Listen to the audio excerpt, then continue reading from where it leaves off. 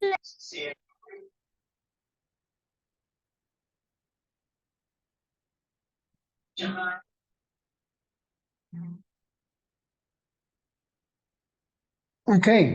Assalamu alaikum. Hello, everybody. Can we start? Or do you want me to wait more? عليكم السلام ورحمة الله. If possible, 2 minutes, 3 minutes, we will inform them that our Okay. lecture is about to start. Okay. Okay, sure.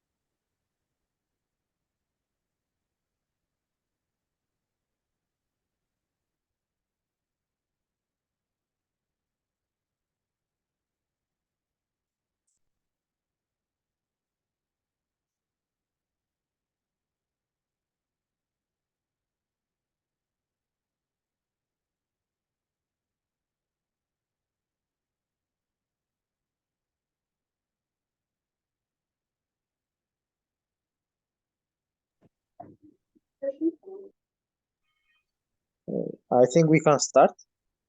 Okay, sounds good. Okay, so we talked about the color-coded length-based resuscitation tape in last session as a part of our evaluation intervention, identification intervention. It helps us to determine and select the best size for different devices and tools that we use it in the care of the baby. And I just don't want to go to these details of the management of certain diseases because I think you can read about it, or you can pause the slide, or you can read the PDF. So bradycardia, when the heart rate is below 60, and also there is heart rate slow, and there is cardiopulmonary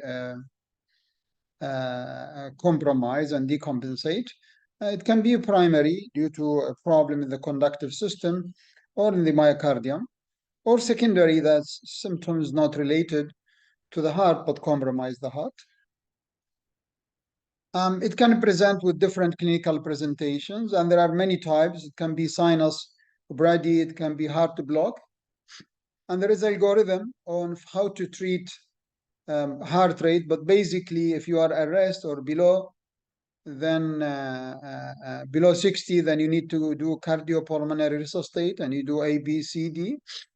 And in the cardiopulmonary resuscitate, you might consider medications. And the most important medications in the CPR is the epinephrine. And we give it intravenous or intraosseous at a dose of, previously, if you look at the algorithm, previously there was range, but now they fixed the dose for better organization of work. and the standard dose is 0.01 mic or 100 milligram, sorry, or 100 mic per kg per dose. And we can repeat the dose every 3 to 5 minutes. And we can give it through endotracheal tube, but 10 times the dose. So it will be like, instead of 0.01 mic or 0.01 milligram or 10 mic, we give it 0.1 milligram or 100 mic per kg. We can give also atropine, and it's 0.02, so it's 20 mic per kg. And we should never give below 0.1 mic, 0.1 milligram or less than 100 mic. Do you guys know why we should not give atropine below 100 mic or 0.1 milligram? Anybody knows the answer?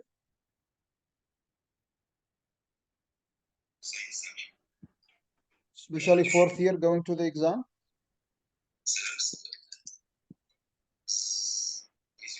Do you guys know anybody? Any idea? Why we cannot give, despite the dose is 0.02. So if you're like 4 kg, you will be like, you will getting like 0.09, right? Or 0.08. But we should never give below 0.1 mic, 0.1 milligram or. It causes rebound bradycardia. It causes not rebound. It does not. We don't call it rebound. It causes paradoxical. Paradoxical, Okay? yes. Tachycardia. Paradoxical cannot rebound. Paradoxical, but you're right. It causes tachycardia instead of bradycardia. It causes bradycardia instead of tachycardia. Yeah. Okay. Tachycardia also, it can be primary, it can be secondary, and it can be narrow complex, and it can be wide complex. So it depends on the size of the wave on the ECG. And the definition of tachycardia, whether we're in the neonate or in children, and whether we're talking about sinus tachycardia or talking about SVT or supraventricular tachycardia, which is the most common tachycardia in a newborn baby, is very common. I've seen it many times, and we have to correct it. And mostly it's for temporary reasons. So it can be, this is wrong, there is extra. Okay. So if the sinus, it's below 220 in infant and below 100 in children, while if it's SVT, it's above 220 and in infant and above 180 in children. Anyhow, so we have like we have wide complex, and we have monomorphic and polymorphic. And polymorphic can cause torsade depoints. Do you guys know what is torsade depoints? So ventricular tachycardia, which is wide complex, we have monomorphic and polymorphic. And polymorphic cause torsade depoints. Do you guys know what is torsade depoints? Torsade, like tornado in English. Torsade in like in French, I think. Anybody knows? Okay. So torsade is like a very tsunami kind of event happen, and when it's polymorphic, it's a different size. So the R can come over next T, and then after that it can cause a serious problem, even cardiac arrest. So it's like a tsunami for the cardiology. It's a very huge sentimental event. Tachycardia management, not different from any ABCD always. Okay, and vascular access, and in the X-ray you need a 12 lead EEG or 24, depend on, and you need lab, the electrolytes. So because electrolyte can cause tachycardia. You might, in SVT, you might do vagal stimulation. Be careful what type of VED you can in newborn babies.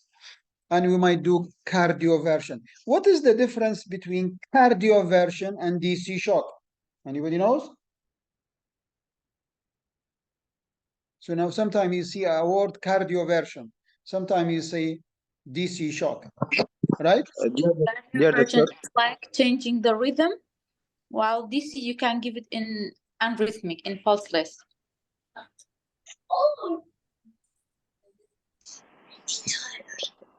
Do you do DC and pulseless? No. Okay, so when you have pulseless, when you have no pulse, what you should do? Continue CPR. just CPR. Yeah. And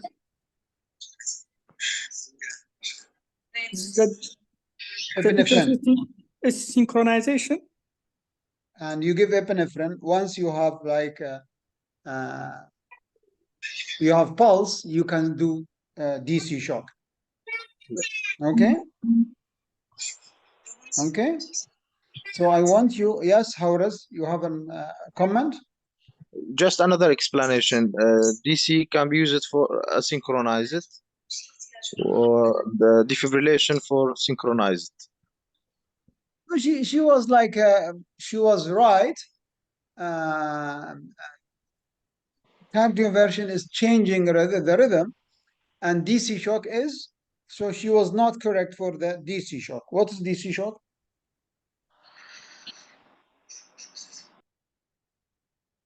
So DC shock is you stop the abnormal rhythm, while cardioversion is you convert the rhythm. So I want somebody to read and tell me tomorrow. Now, once you do that, whether you do DC shock or you do the cardioversion, you give medications, and then you might ask other intervention called cardiologist and so on. The cardioversion is we give 0.5 to 1 joule, and sometimes then it can increase to 2 joule, not more than that. Subsequent management, as we get vagal stimulation and medications, we can give adenosine, and adenosine should be given in a central line, way better. And it should be two ports, one adenosine and the other one flush. So you push the adenosine and then you push the phone, and it's better to be done by two person. So one push the adenosine. Once that person finish, can turn the 3 ways or 2-way stopcock, and then inject from the other side. The first dose is 0.1 milligram per kg, and we can repeat that. We can also give 0.2, and it usually works for 15 to 30 seconds. We can give more than that. It can be as rapid as we can. We can also give carbamazepine. We can also give dipyridamole, and we should have central line. Remember to flush, and you can give it through intraosseous. Amiodarone is very important medication to control tachycardia. I'm not going to discuss, but the dose, you need to remember the dose, the duration, the loading, and the maintenance, and so on, and what to monitor when you give it.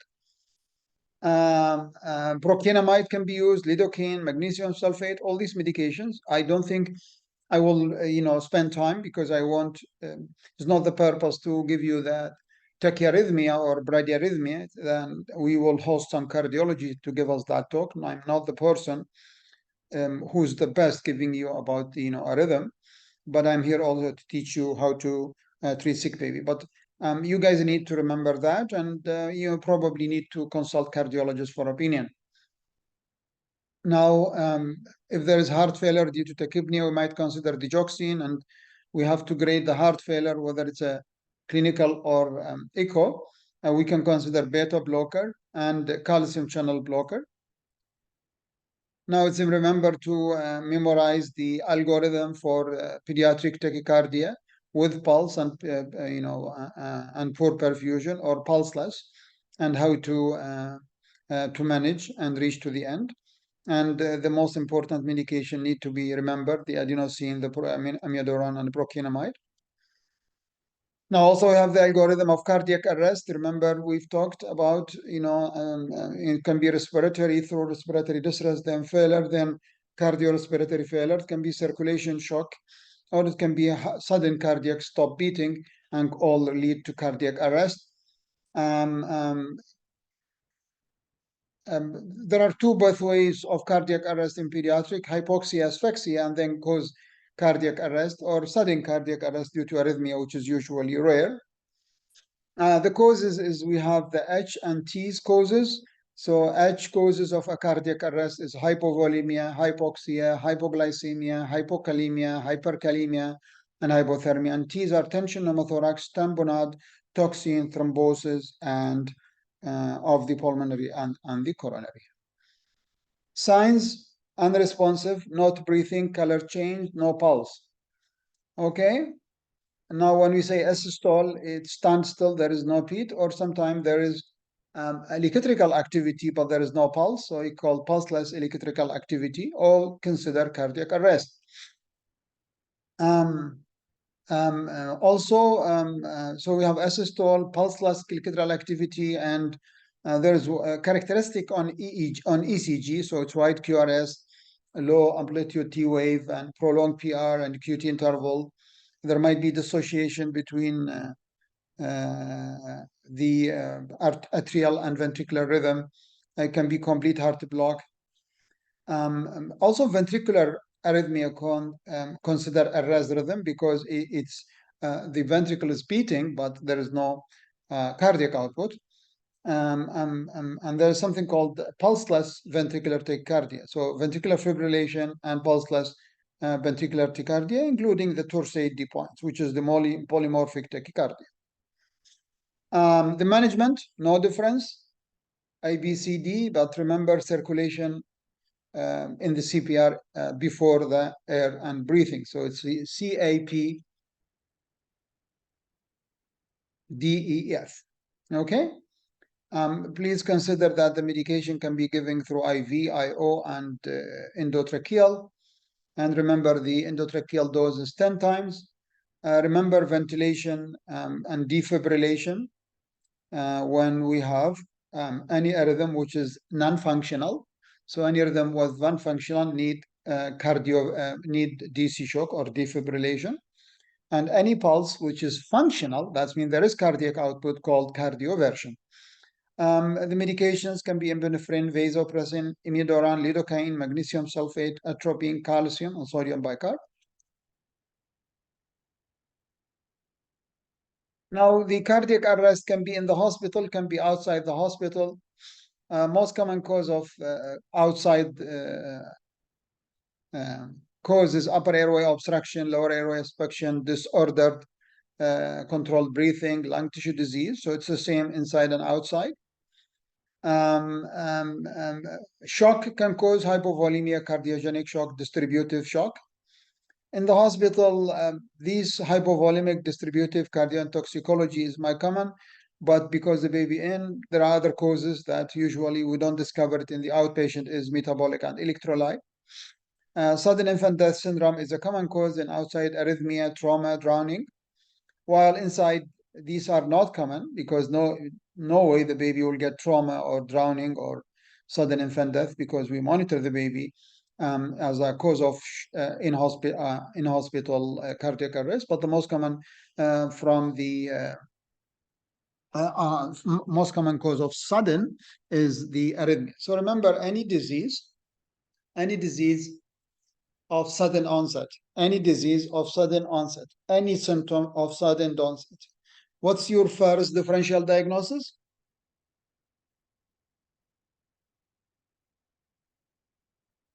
A disease of a sudden onset. Almost the mom will tell you at 6 p.m.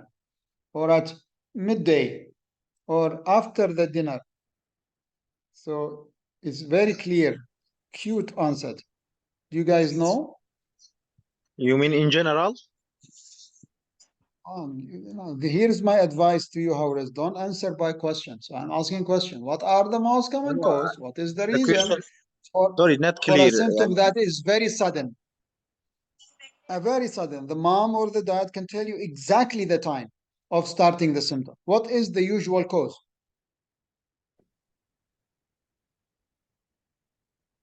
What's your first differential diagnosis when a symptom is sudden? Anybody? Doctor, like in suffocation, there will be sudden symptoms. Well, in suffocation, there is something suffocate the baby. So I'm sure the mother will tell you if the baby suffocates, because once there is suffocation, the mother will describe it, but there is no suffocate. There is no event. That's a symptom that starts suddenly. Patients are suddenly become tachypneic, suddenly lost consciousness, suddenly Arrhythmia. cannot see, suddenly cannot hear. A sudden symptom. What is the most common cause? Toxicology. Arrhythmia. Toxin, poisoning. Yes, Toxic- poisoning, acute symptom poisoning. Remember that. Okay, so these are some ECG. I'm not gonna tell you because I'm not cardiologist, but you need to know that, and we'll ask a cardiologist to give you sessions in future, inshallah. Again, the algorithm of cardiac arrest. You can remember it's a block of time. It's 1 to 2 minutes timing, and it's a cycle, and then you need to do CPR and assess the rhythm. Is the rhythm shockable or non-shockable? Okay, shockable mean there is rhythm, but there is no output. Okay, cardioversion, there is rhythm and there is output. And non-shockable mean there is either arrest, pulseless electrical activity, or ventricular fibrillation, or pulseless ventricular tachycardia. All these rhythm are shockable, are non-shockable. You need epinephrine. But the shockable one, when you have rhythm, okay, but there is no cardiac output. And when there is cardiac output and abnormal rhythm, we call it cardioversion. So remember always when you deal with cardiac arrest, is the rhythm shockable or non-shockable? So if it's shockable, then gives the shock. If it's non-shockable, you need to do CPR and epinephrine until you convert to shockable, and then you give DC shock. So that's very important to remember that. And it's a block of time, evaluate, identify, intervene. And it's take usually 1 to 2 minutes. Okay, and each 3 to 5 cycle, you need 1 dose of epinephrine. Okay, so that's the algorithm of cardiac arrest. Okay, remember, it's A, B, C, D, and extra, which is giving medication. And you remember the C is before A and B. So C, A, B, D, E, F. Okay, and F mean fluid, you give fluid, and E exposure, and D disability, which mean the brain. Okay, questions?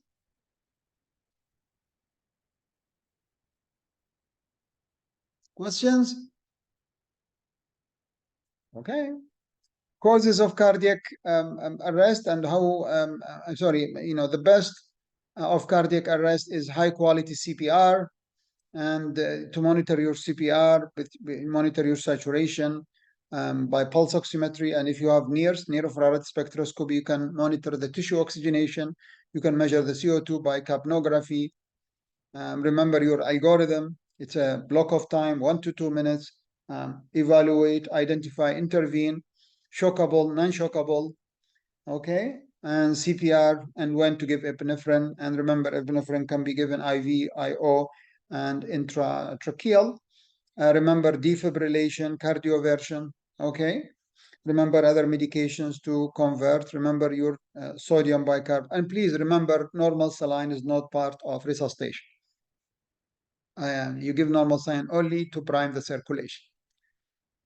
Causes, I don't want to go to the causes, but there are many, the H and the T. So once they resuscitate the baby, whether it's a respiratory or cardiovascular, it's a shock, or it's a rhythm, or it's a respiratory problem. After the baby regain consciousness, or we stop the resuscitation, we need to do post-resuscitation care. And the most important in respirology, we maintain the saturation above 93, 94 to 100. And, whenever it's, because saturation and sat monitor measure percentage, so from 0 to 100, and anything measure 100, the more you go to the periphery, the more you have margin of error. So when we saturation measured, the best reading on the saturation is when you are between 80 and 94.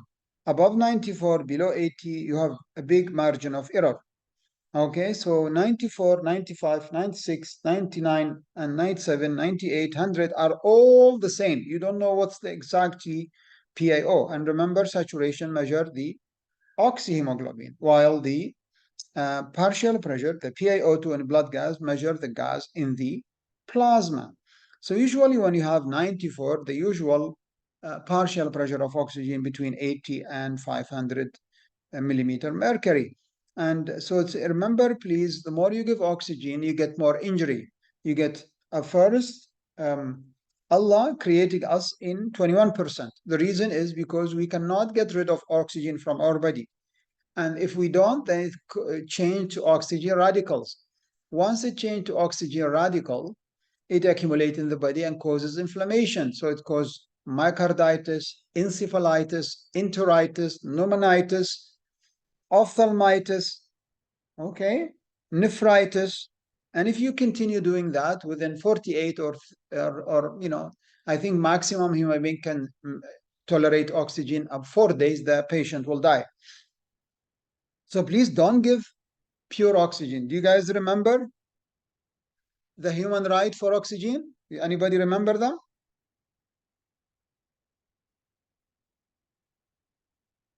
Do you guys remember? Yes, doctor. But Tell me. Humidifier. There are 3. What are the principle of giving oxygen? humidified, heated, Warming Heated. first. Heated. And blended. What's blended mean?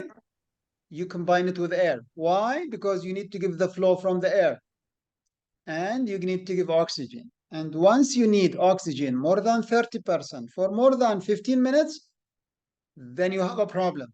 Either you or the patient or the machine. Okay, and then what you do, you should escalate the management. So if you are on oxygen, you need to go to high flow. And if you are high flow, you might need CPAP. And if you are non-CPAP, you might need conventional ventilation. And if you are unconventional, you might need high frequency. And if you are on high frequency, you might need ECMO, and you might need sedation. You might need other supportive, giving intrapulmonary medication, okay? Or you have a cardiology problem, okay? You need to fix the problem. You cannot keep because if you keep the person on 100% or 50% for long pain, you're losing the patient, actually. Don't feel happy when you do that. This is just a pre-problem, okay? But you will reach the problem sooner or later, okay? Please remember, huh? And remember, when you give high CPAP or high ventilation, it's way better than giving high oxygenation, even if people think it's risky and causing pneumothorax, okay? You cannot just give oxygen, okay? Is that clear? Is the message clear? Who's iPhone? Who's the iPhone person? Sorry, doctor, I didn't get it. The last part. The last part? What is that? Oh, sorry, what was it? I said many things. Pneumothorax. So some people think if they give more PEEP, they give PEEP 3, 4, 5, and they don't give more PEEP or more CPAP. So they maximum CPAP, they give 6. Because once they go to 9, 10, 11, they think it's caused pneumothorax. So they give less CPAP, less PEEP, but they give high oxygen. You understand? They give 100%. Yes, they give 100% oxygen. I have seen that, and the PEEP is 6. And the PEEP is 6 because they think this caused pneumothorax, right? Yes. Yeah. Yeah, but 100% cause death, not pneumothorax. So the risk of pneumothorax is way better than death. And if you don't cause death, you cause brain problem. You intoxicate the problem. You cause language problem. You cause hyperactivity. You cause maybe behavioral. You might cause intellectual problem, even if the baby survives. So pneumothorax, what do you do when there is pneumothorax? You can put chest tube and continue on Chest CPAP. tube. There's no big problem. But what if you intoxicate the brain? What will happen? You can't do anything. There will be no cure, no medication. Yes. Yeah. Do you understand the difference? Yes. Yes. So please don't have peepophobia or CPAPophobia. Just have oxygenophobia. Do you understand? Is the message clear? Yes, doctor. It's clear. Heated, humidified, and blended. Okay. Never give oxygen more than 21%. Only temporarily. Or you are doing CPR. But if you don't, then do something. But sometimes you do maximum and you cannot do more.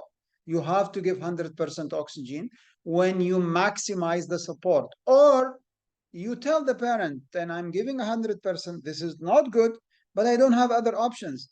Can iPhone change the name, please? Why it's so difficult to change your name? You're beautiful. Why you're putting iPhone? Didn't we say that in the first day? If you don't know, yeah, iPhone, please. If you don't know, we can help you to how to do that. Please write your name. And if you don't know how to change your profile name, ask me and I will change. I just don't like it. I just feel very uncomfortable speaking with people are hiding. We're not Facebook to put a fake name and then text and write anything. Just, please, if you want to keep with me, write your profile name. I need to see your names. Please ask who is the iPhone and advise him or her to write her full name. Doctor, sorry, this is iPhone me. My name is Sakar. I deleted the app, then I download again. So this problem happened. I don't know why. Okay, I tried Ma, many I times to understand. fix it. But inshallah, Okay, in the next next time. session, I will Yeah, fix. inshallah, inshallah. Thank you very much for, and it just sometime I need like to know my partner, like on the other side, I Yes, need to know to whom I speaking, okay? you're Okay. right. So remember, yeah, so remember good oxygenation, we've talked about very clearly how we deal with that. And then we have to have adequate ventilation, and mean adequate ventilation, we have a good CO2. Now, what's the problem with CO2? Do you guys know what is the problem with abnormal CO2? Anybody knows? What is more dangerous, high CO2 or low CO2, and why? High CO2 High CO2, why? because acidosis and disturbance Because level of consciousness. acidosis. Correct. Okay. Anybody, Yes, another opinion? How does say high CO2? Any other? Which is more dangerous, high CO2 Doctor, or I low guess CO2? in case of alkalosis, there will be delay in the diagnosis and delay in presentation. So there will be more damage till the symptoms appear. So you're talking about hypo or hypercarbia? No, hypocarbia in Hypocarbia. So alkalosis. There will be hypocarbia, Sarah, hypocarbia is more dangerous than hypercarbia. Is I that guess your just opinion? because just because of delayed diagnosis, there will be more damage in hypo. So it's more serious than hyper. Is that your opinion, right? Yes. Okay, any other opinion? So Sarah thinks that hypocarbia is more dangerous, more risky, more harmful than hypercarbia. Any other opinion, and why?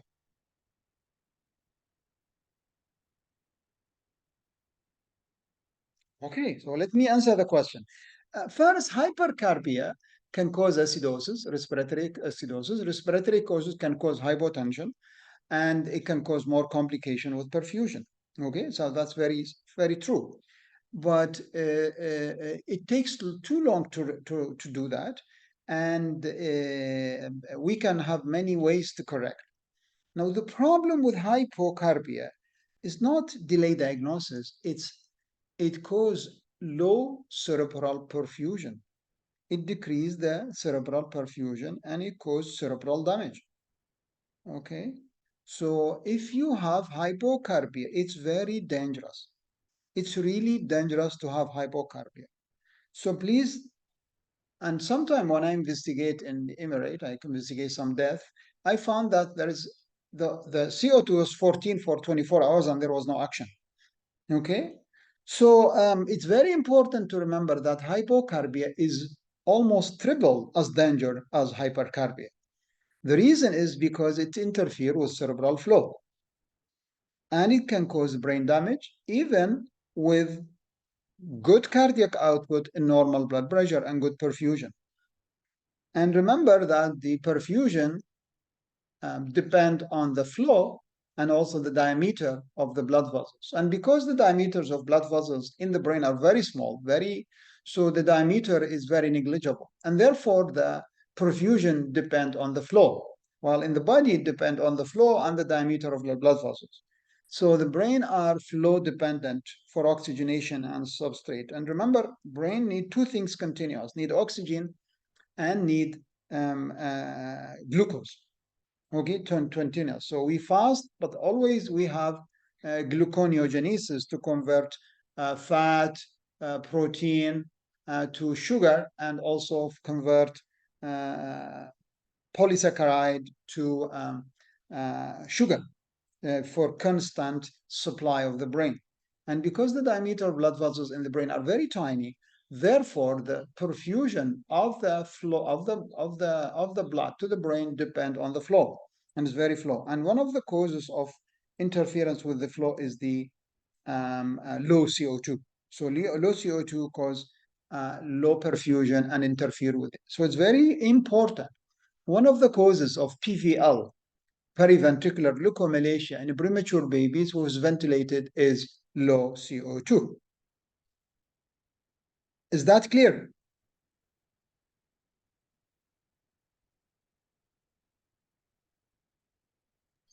Okay. Now the CO2 or the ventilation depend on the change. Anything change in the cycle, in the ventilation, in the respiratory cycle, can wash CO2. So respiratory rate can wash CO2. Tidal volume can wash CO2. Inspiratory time can wash CO2. So it's very important to remember that. And the CO2 depend on the MINT ventilation, which is the tidal volume times the respiratory rate. And the tidal volume affect the CO2 washout or blowout more than the rate itself. So remember, when you increase the rate, okay, you are not giving time to the tidal volume and you might increase. So some people, when the CO2 is high, they go up with the rate, thinking that they are doing good. But remember that when you increase the rate, you don't have time for the tidal volume, and therefore you might accumulate more CO2. So please remember that. Okay, sometimes CO2 accumulate because the baby is agitated and breathing fast more than then, so you might need to sedate. The other things, remember that the CO2 is 35 to 45. These are an adult and pediatric level, not neonatal.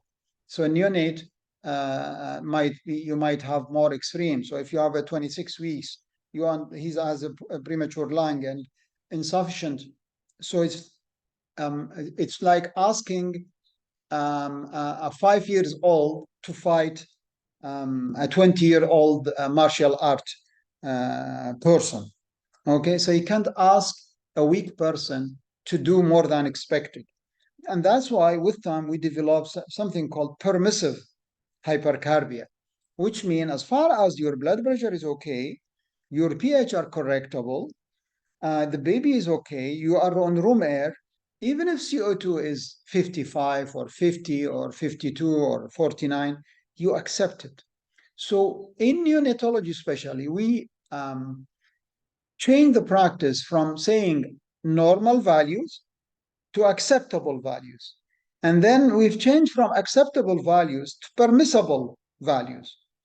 So, the pH should be 7.34 or to 7.43, but I accept 7.24.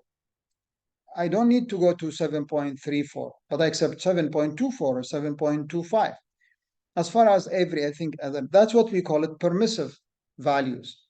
Now, is that clear?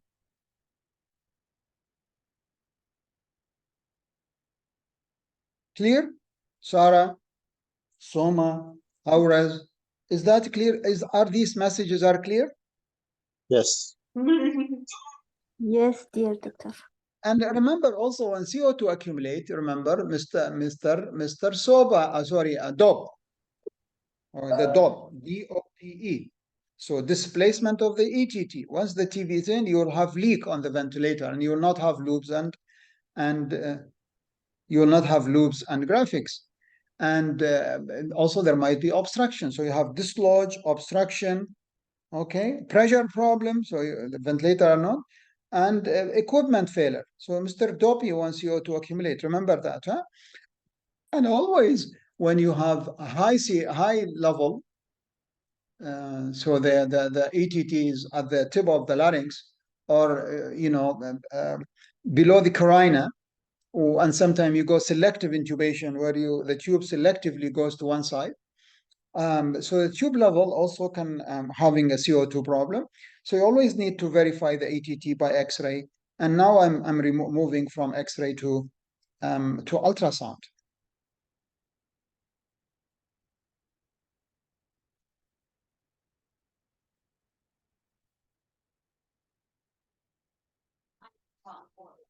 Okay. Always observe chest rise when you are on the ventilator or you're giving hand breath. You need to do gas, and please remember the gas are ABG and CBG, arterial blood gas and capillary blood gas. Venous blood gas is not for ventilation. Venous blood gas is only to check the pH and the bicarb for metabolic reasons, for paracetamol poisoning, for aspirin poisoning, for diabetic ketoacidosis. We can do the VBG or venous blood gas. But for ventilation, we need arterial blood gas or we need capillary blood gas. And when we do capillary blood gas, we need to arterialize the gas, which means we warm, so we give a warm towel, we put it on the heel, and then we do the blood gas. Okay, so we warm it, okay, to do that, to make the capillary blood gas as close as to the arterial blood gas. So for the accuracy, the first rank is arterial blood gas, then capillary blood gas, and then venous blood gas. And the gas is needed frequently, post-resuscitation every 15 to 60 minutes, every quarter of an hour to full an hour, to do it after the baby regain spontaneous consciousness, until at least we have 2 or 3 readings on stable setting, and on at least 2 gases are normal. Remember that when they use a cuffed ETT in pediatric, because in first 2 years, we don't use cuff ETT because it can cause ischemia. Because the tube without cuff can be fixed easy. But once the baby gets older, we can use cuff tube. And remember, the pressure in the balloon of the tube is 20 to 25 centimeter water, whether you're using water or air. Remember, please, pain, pain, pain, pain, and pain control. It's very important to remember that. Okay? Don't keep baby without pain. And then do you guys use pain scoring here or no? We heard about it, dear doctor, but really just We routinely. don't practice it. Yes. Okay.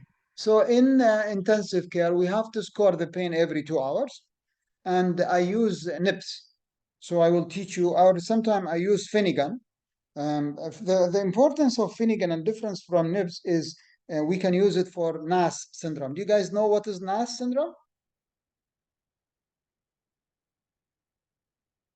Anybody knows what's NAS syndrome?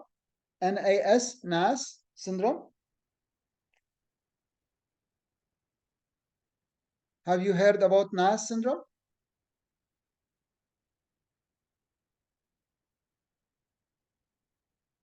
Anybody heard about the term NAS syndrome?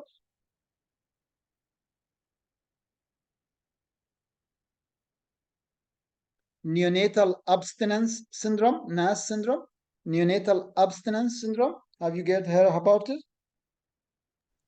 Yes, dear doctor. I heard like that when the mother take antidepressant during pregnancy, maybe when the baby deliver, have a sign symptom of for a short duration. Okay. Yeah, you're very close, but not very clear. Yeah, thank you very much.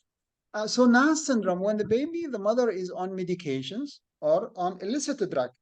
So they take marijuana, or they take, I don't know, Molly. I don't know if you guys know what's Molly, or ecstasy, or benzene, or amphetamine, or crystal. So when they take the illicit drug, do you guys know Molly drug, party drug? Anybody heard about Molly? Party drug? Have you heard about it? Dr. Molly is same as ecstasy?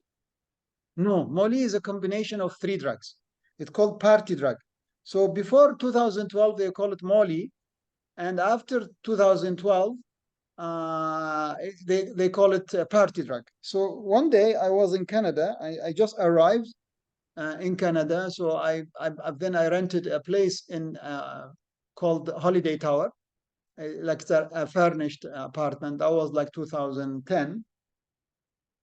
And then there is something called Skywalk, because in Winnipeg, in Manitoba, it's very cold. It's in January, it's minus 45. So it's super cold, and the snow is about like 2-meter height. So what we go in the Skywalk, and the Skywalk is like a covered walk, so you can walk in the whole city inside a tunnel that connect the building together. So then I walked in the Skywalk, and then I went to the downtown to take the Winnipeg Transit, the bus, to go to those, because I didn't have yet like a driving license and a car and so on, something like. It's very cold. So I was standing, and there was like a very beautiful young lady with the green eyes came. She told me, "Excuse me, do you want Molly?" No. Do you want Yaya? Do you want Yaya? Yeah, I think Yaya. She told me. She told me something. Yaya, I think. Yeah. So I thought she knows my name, and I was like scared because I was new and I was still young, and this is my first time in Canada. I said, "No," I said, "Excuse me, my name is Yahya, not Yaya." Okay, and it seemed that Yaya in Winnipeg is the Molly drug. Like she wanted to sell me the Molly drug. Okay, so anyhow, I deviated from the question, but it's very important to know these medications, because I think Iraq is now becoming, from that point, becoming like a Western country from addiction point of view. So you'll see this more common. When the mother is on medications, whether it's a medication or it's a illicit drug, the child will have 2 problems. Okay, the first problem will have symptom from the medications. So if the mother on midazolam, for example, the baby will be on midazolam, right? So he gets symptoms from the mother. That's one. Second, when the umbilical cord disconnected, then the child will be withdrawing. So you'll have a symptom, and then you'll have withdrawing. Okay. Now the NAS, the neonatal abstinence, is a withdrawing from the mother, and that's why we do Finnegan scoring, and we do the Finnegan scoring every hours. And if the baby achieved like more than 12 one reading, I give morphine dose, and I have or fentanyl. And if you have 3 consecutive more than 8, I give those.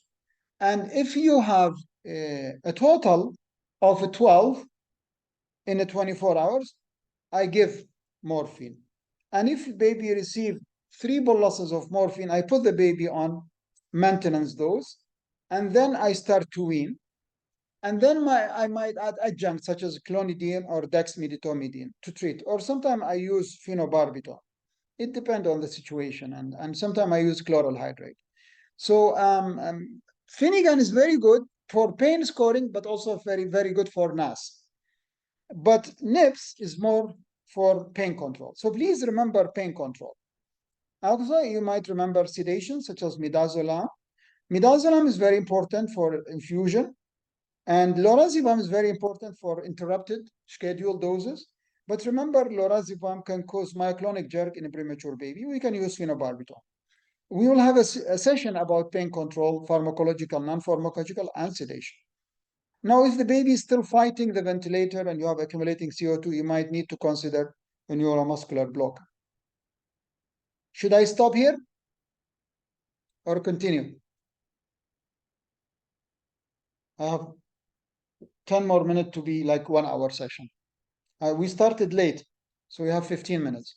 Should I continue or stop? Continue. Okay. As you, So as you like. look at the ventilatory setting. So in ventilatory setting, we have control.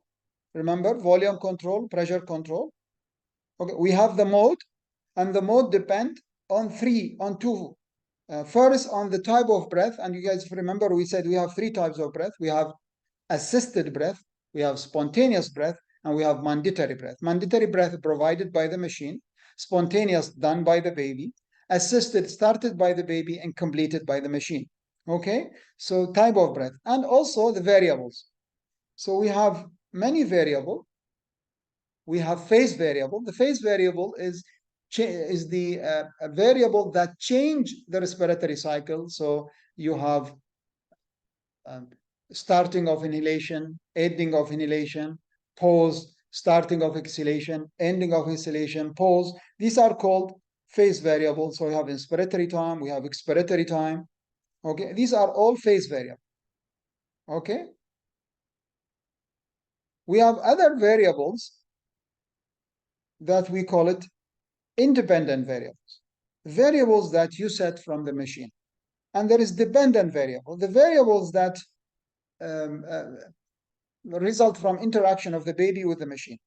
So the independent variable is the set variable that you set it on the machine. The dependent variable is the measured value that you measure it on the machine, but it's a result of interaction. So the dependent, the independent, and the type of give you the mode. So you have controlled variable, give you pressure control or volume control. You have type of breath. You have dependent, independent, phase variable, give you the mode. And we have different type of mode.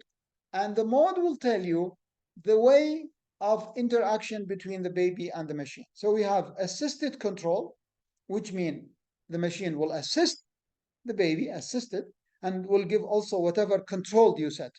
So we have assisted control, ventilation. We have PSV, which is pressure support ventilation. And there are some mode called adjunct mode, such as VG. VG is volume guarantee. So sometimes we use assisted control plus VG, so called ACVG or PSV-VG. Okay? And sometimes we can use PSV or AC without. All pressure and assisted control can be volume control and can be pressure control. We have other mode called SIPBV, SIMV, CMV, PRCV. There are other modes that we can use. Okay, all these called conventional ventilation, which means that the respiratory cycle within the limit of human breathing, which is between 12 to 60 breaths per minute. But if you want to give very high breath outside the limit of a human being, we call it high frequency. Okay, so it's very important for listeners to know the mode, and inshallah, when we take the ventilation course, you will learn more. You need to maintain the saturation, please. Remember your FI2 if you need more than 30. Remember your VG between 3.5 and 8 ml per kg, depending. Inspiratory time 0.5 to 1, but in a premature baby, we go down to 0.35. PIP or pressure during inspiration or peak inspiratory pressure between 20 to 30 centimeter water. Respiratory rate, okay, and depend. Mr. Dobie, remember Mr. Dobie, please. Cardiovascular, we monitor the heart rate, the blood pressure, the saturation, the central venous pressure, the arterial pressure. We do echo. We examine and assess the pulses, capillary refill, temperature, color, heart rate, and organ perfusion, such as urine output, such as disability or renal function, central function, skin perfusion, GIT status, abdominal pain, abdominal distension, bloody stool, and so on. Urine output, sugar level, lactate level, all these can help you to assess the end organ perfusion. We do ABG and CBG. We use hemoglobin and hematocrit because it can affect the carrying oxygen. Glucose, very important substrate for the brain. Lights, because it can cause arrhythmia and problem. Blood urea, because it's an end organ. Lactate is an end organ perfusion value. X-ray, ECG, echo, and so on. We need always IV, at least 2, 1 peripheral, 1 central, or 2 peripheral. Please remember control pain, and I will tell you hope that I will help you to how to do smart monitoring and how to check the pain from the heart rate. Please arrhythmia, anticipate cardiac arrest due to myocardial dysfunction. Okay, inotrope, vasoactive agents, correct metabolic acidosis, correct metabolic derangement, sugar level, potassium, calcium, sodium, lactate. Consider invasive or non-invasive ventilation. Treatment of shock, we'll have a session about the shock, but it's very important you have at least 2 IV access. If there is a preload, and then I will teach you how to know this is a preload problem from the lung ultrasound, from the echo, and from the blood pressure, and from the oxygenation, hemoglobin, and NIRS. And then remember maintenance fluid, and we'll learn how to do maintenance fluid. There might be a contractility problem, and we need to maintain the contractility, normal electrolyte, because need potassium and calcium and sodium to have contractility, good oxygenation, but not hyper. Inotropes, if there is poisoning and cardiomyopathy due to poisoning, antidotes. Milrinone, it's a vasodilator, systemic valve, but it's very important, pulmonary vasodilator. After load, you might consider vasopressin or vasodilator. And remember, vasopressin, we have vasopressor, such as vasopressin, such as epinephrine, norepinephrine, dopamine. These are, we need to know when and how to use it. These are the medication and the doses, how we give it and why. And so the epinephrine, the dopamine, the norepinephrine, the dobutamine, and milrinone, very important to know. Neurological, please check the temperature always. Check the heart rate, the variability of the heart rate, the blood pressure. We can check by NIRS, near-infrared spectroscopy, to check the oxygenation of the tissue. Glasgow Coma Scale, AFBU, Pural. Do you guys remember what's AFBU?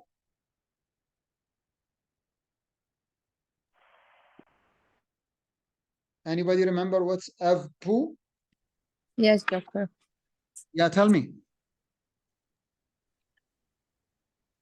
A alert. Good. V for the verb. Visible response. So he can talk to you. Yes. P for the pulse, I guess. Pain or No, pain.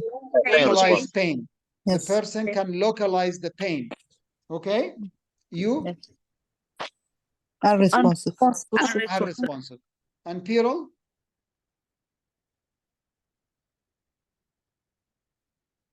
People equally reactive to light. Reacting. Yeah. Signs of increase in intracranial pressure, bradycardia, hypotension, headache, and so on. Signs of herniation and cooning, seizure, we need EEG. And please, this is very important for EEG. I'm not neurology, but I want to give a message here. EEG cannot diagnose seizure. The seizure is a clinical diagnosis. Now, to treat or not to treat electrical seizure, that's a different topic. But EEG cannot diagnose seizure. Seizure, you have to see it in your eyes or you have to see it by video. There is nothing called you have high electricity. Don't tell the patient like that.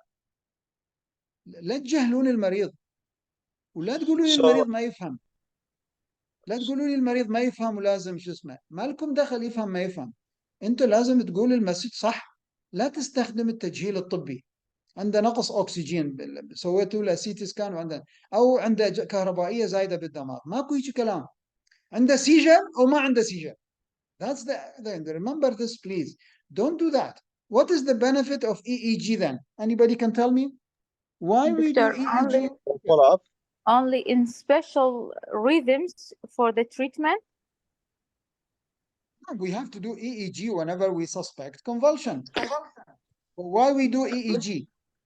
To diagnose. Sometimes we have special patterns, like when there's hips arrhythmia in infantile So the spasm. type of seizure, it helps you to determine And the also type of the seizure. for That's one. confirmation for confirmation.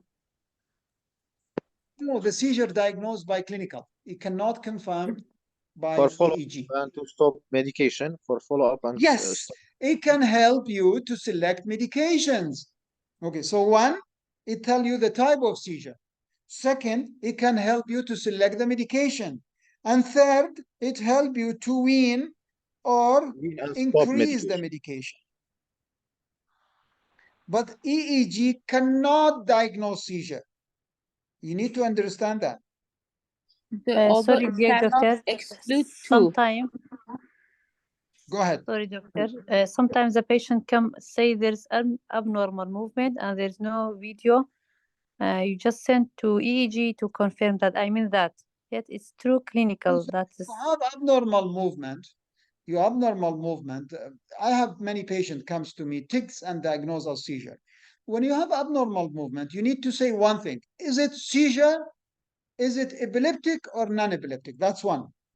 So this is the first thing you do. Is it epileptic or non-epileptic? Now, how there are many symptoms: loss of consciousness, loss of control, loss of bowel control, loss of stool control, duration, video, whatever you have. So that's one. Second is your seizure provocative or non-provocative? Because it's a different when it's provocative.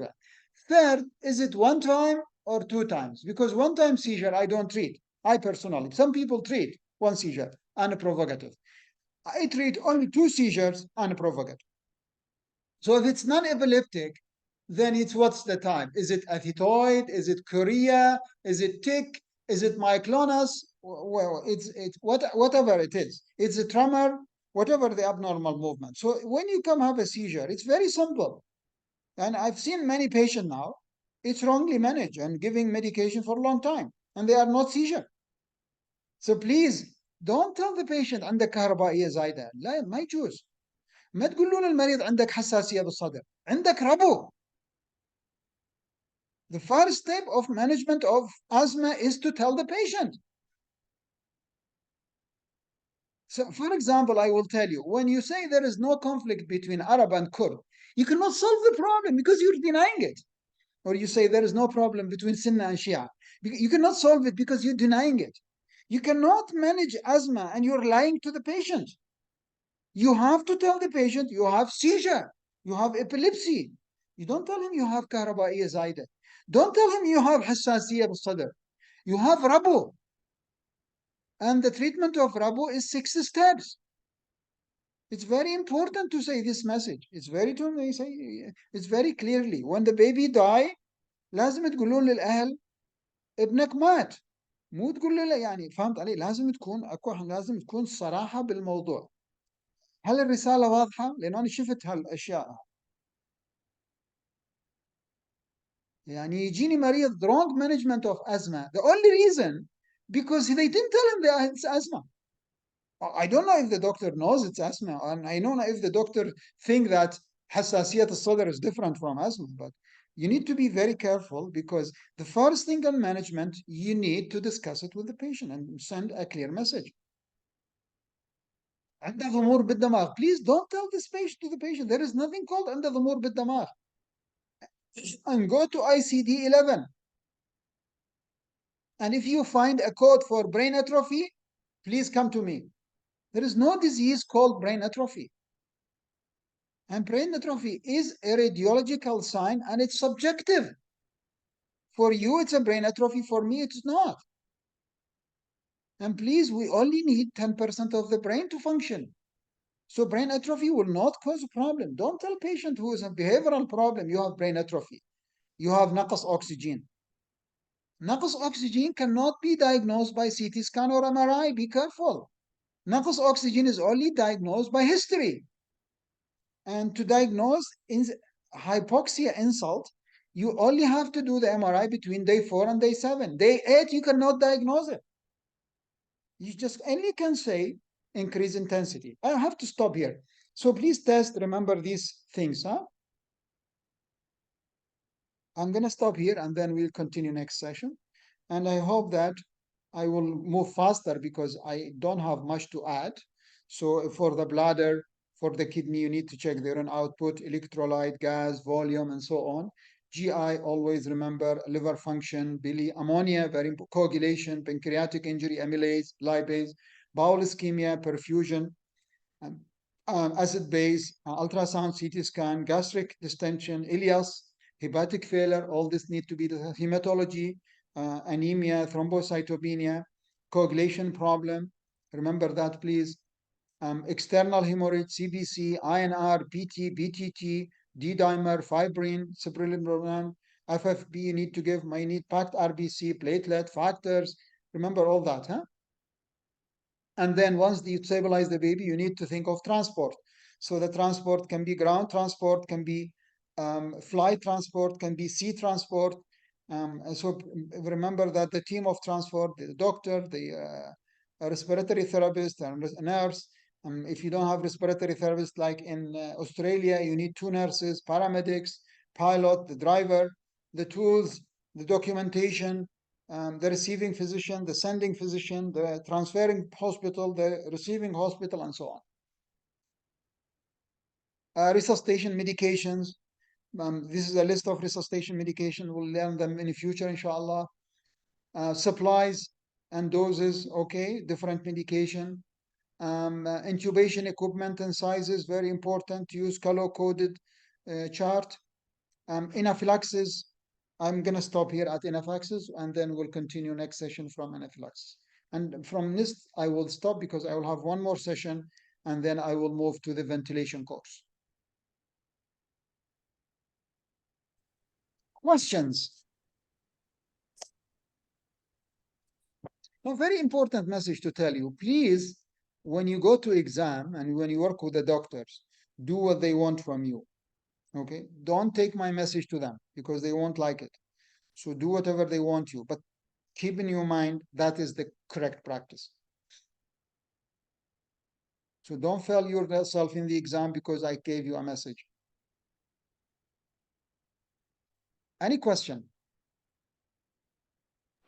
Kak, Doctor, I have a question regarding using DC in asystole. Practically, not written in textbooks, cases of asystole need DC shock. But in practically, we saw so many cases returned back by DC. I don't know what's the mechanism. Incorrect, because DC is to convert the rhythm. Okay?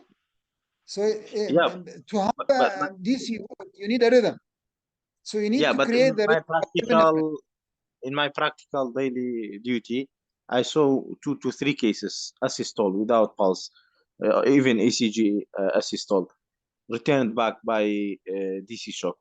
What could be the reason? What could be the mechanism? No, never. It was having a rhythm then, but it's a pulseless rhythm. You cannot shock a patient and there is no rhythm. You should have a rhythm.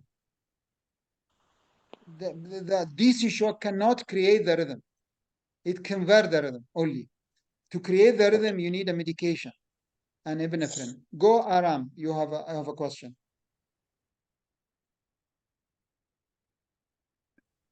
Doctor, can I add something regarding the DC shock? Right. We have a problem with the machines. I will send a video regarding the problem. Sometimes the machines are automatically, when you are putting it on monitor, it's on the lead 2. It's not on the paddle. So when it's on the lead 2, it will read nothing from the paddles. I'll send a video. It's a DC shock, and I face it many times here, especially in hospitals that are not in the city. When you work with me, you rarely ever use DC shock. So you tell me, Dr. Yahya, how many times you use DC shock in your life? 6 times? Maybe 7. We never reach to DC level. We care the baby way before that. So you'll learn with me, inshallah, you will not reach this level. Okay? And send me the video, I will tell you that. Okay? It's not only the DC shock that you have a problem here. You have problem with many things in the health system here. But please don't object. I know many people don't like me, by the way, here also in Erbil and everywhere, because again, I stopped participating in conferences because of that. Because أنا قوي الحجة يعني. I read a lot. وطبعا اشتغلت في 6 بلدان و35 سنة في هالشغلة يعني وانتنسيف كير. ويعني اشتغلت في البحر وبالمي، واشتغلت في الطيارة، واشتغلت على الحمار، واشتغلت على الهوفر جرافت، واشتغلت في السيارة، واشتغلت في الصحراء، واشتغلت في كل مكان يعني. So listen, so that sometimes people say nonsense, and when you know, in the conferences, the people need to, you know, when they give content, they need applause, they need like a compliment, and while the conference should be for chit chat, you know, scholar meeting to object each other and hit up discussion, so you learn. Well, I've discovered when you go to the conference, you need to applause people, compliment them, and go and drink tea and drink coffee and take some pictures. That's the so I actually stopped participating in conference because people say nonsense. So you'll find in Iraq many nonsense, okay, and many nonsense practice, many practice. I've seen many practice nonsense, you know, such as using nebulizer, like for example.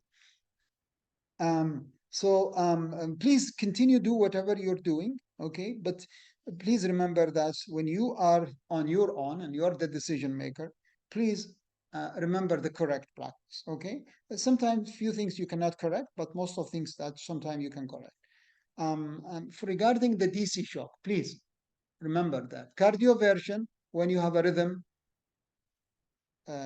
with good function, with cardiac output, such as SVT, such as ventricular tachycardia. DC shock when you have a rhythm, but it's no cardiac output, such as ventricular fibrillation, such as ventricular tachycardia. Okay, when you have arrest, such as pulseless cardiac activity, or no heart, DC will not work. So if it does work, then wrong diagnosis. I will tell you one thing. I was working with a doctor, I won't tell her name, she's obstetrician, and she said that she had a baby who's 23 weeks and survived without ventilation.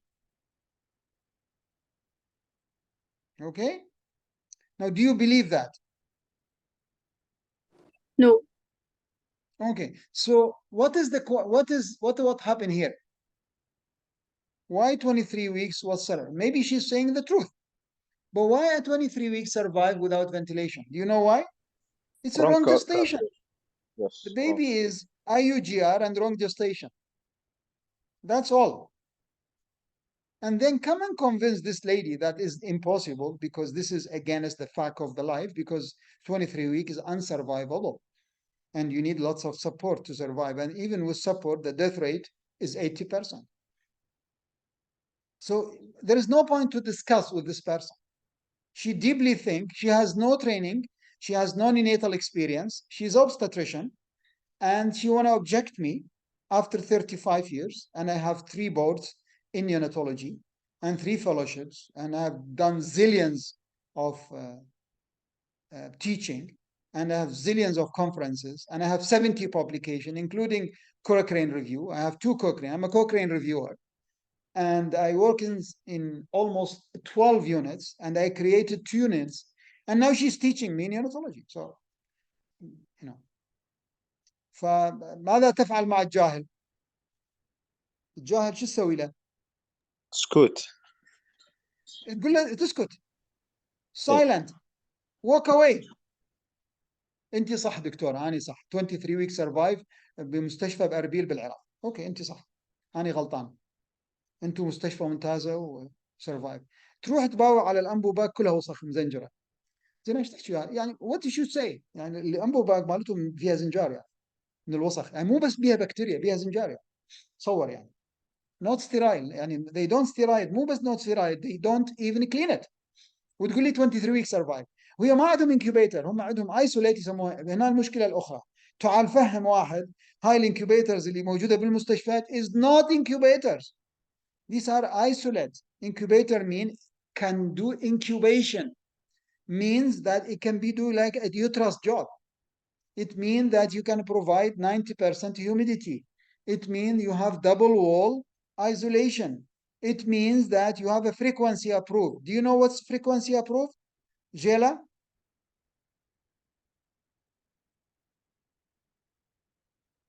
Frequency approved, that means you put your mobile inside the incubator and then you call that mobile. If take the call, then this is not an incubator. مو كل شيشة قدامكم هاي incubator. Okay, incubator then it can be open from all the side. It should be double wall. It should have thermoregulation. When you open it, the child will not be cold. It should be have a warmer. It should be open from all the side. It should have X-ray, could take X-ray film. It should clean itself. So you put cleaner inside it and circulate and clean itself after each use. And after you use it, you have to put it outside for 24 hours for ventilation before you use it again. So that's an incubator, such as Baby Leo, such as, for example, Dragar, such as Giraffe, or such as Omnibed. These are the incubators. So تعال تتكلم مع شخص يقول لك لا هاي incubator. زين ايش تتكلم معه؟ شو تقول له؟ هورز. هذا الشخص يقول لك هاي incubator.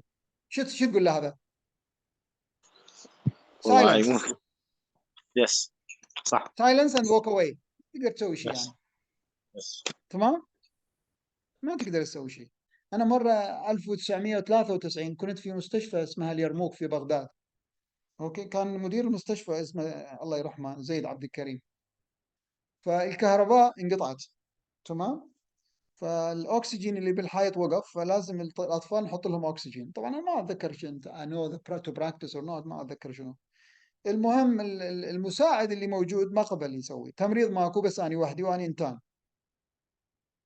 فإذا أقول له تعال ساعدني، يقول لي ذولا دكتور يابسين، ويسوي له بأصابعه هيك، يعني ما عندهم فلوس. تمام، ماتوا 7 بيبيات ماتوا بنفس اليوم من الأكسجين والهاي. فرحت كتبت ريبورت للمدير المستشفى. تمام، مدير المستشفى يقول لي دكتور يحيى ليش تبالغ؟ قبل الأم ماتت؟ قلت له لا ما مات الأم. قالت الأم تولد تسوي طفل آخر، ليش مدوخنا يعني؟ قلت له حقك دكتور، أنا غلطان، ما عندي خبرتك أنا، مع السلامة. زين هذا دكتور هو ليش يسوي له. بعرف على 7 ماتوا 7 ماتوا بالليل، 7 أطفال من الخدج ماتوا. رحت سويت ويقول ريبورت ليش للمدير. تتبالغ؟ يقول لي لا دكتور يحيى ليش تتبالغ؟ الأم ماتت؟ قلت له لا الأم ما ماتت. قالت الأم تولد من مرة ثانية، أنت ليش مدوخنا يعني؟ ليش خابص نفسك؟ روح للبيت نام. يعني الدكتور يحكي هيك ومدير مدير المستشفى. على المستشفى. 7 هسه لو واحد مو مشكلة، بس على 7 يعني 7. زين هذا ايش تسوي له سارة؟ والله ما أدري السكوت. شو أسوي له. هذا أعوفه من قبل ما يكمل حكي. بدي اقول لك يعني ليش هجيت من العراق يعني؟ ليش هجيت من العراق؟ وهسه تقول لي دكتور ليش رجعت؟ because I think I can make changes you know على الاقل برايفت يعني. ف يعني اكو sometimes you have to walk away. okay keep silent. فلما تقول لي انت الدي سي شوك تشتغل على واحد عنده كاردياك ارست، I have to walk away. ما اقدر اقول لك يعني، ما اقدر ارد عليك يعني. تمام؟ اللي معناها it's a wrong diagnosis. It's very clear. There is pulse rate and you are not checking it, and you are giving DC shock for non-shockable patient, but you are doing double mistake, and double mistake become positive. So negative become positive. So you're doing a wrong diagnosis and you're doing wrong intervention, but wrong intervention or wrong diagnosis came to be correct. So that's what happened. Who told me? Howrez? Who told me that they give DC shock in cardiac arrest? Yes. I Yeah. saw so many times. Yes. Yeah. So this is double mistake become correct. That's what happened. Even And some I'm not doctors recording this. Even some I doctors stopped. swear I'm that recording. they use a DC.